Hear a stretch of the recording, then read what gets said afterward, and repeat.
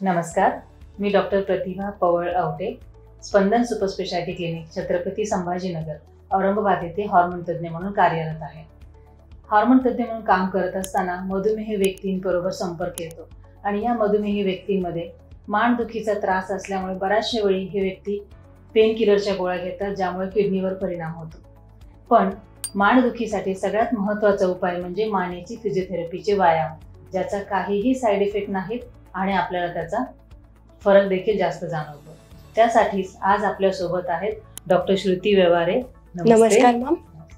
Doctor Shruti Vyavahare या अश्विनी काळे pelvic floor physiotherapy centre येथे consultant physiotherapist म्हणून कार्यरत आहेत आणि त्या आज आपल्याला मानदुखीसाठी काय व्यायाम करायला पाहिजे याबद्दल माहिती देणार आहेत। चला तर आज आपण बघूयात नेक पेन म्हणजे काय, त्यावरती उपाय आणि लक्षणे। तर तुम्ही घरच्या घरी हे व्यायाम करू शकता। व्यायाम करायच्या आधी आपल्याला माहीत पाहिजे मानदुखी म्हणजे काय।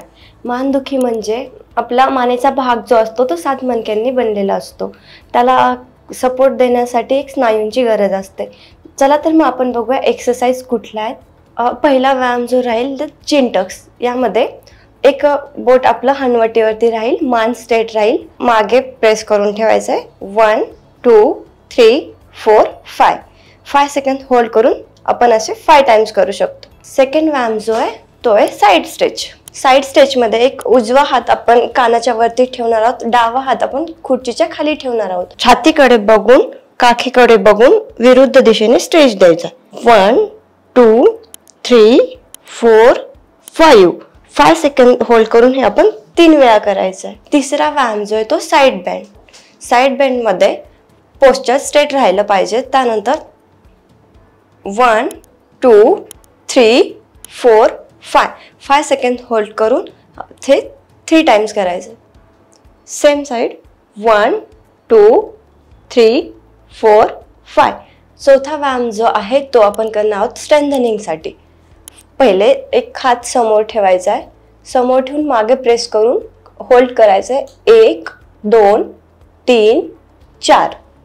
Same side 1 2 3 4 5 1 2 3 4 5 1 2 3 4 5। अशा प्रकारे आपण मानेच्या स्ट्रेचिंगसाठी आणि स्ट्रेंथनिंगसाठी एक्सरसाइज बघितलेल्या आहेत, त्या तुम्ही घरच्या घरी 3 वेळेस करू शकता।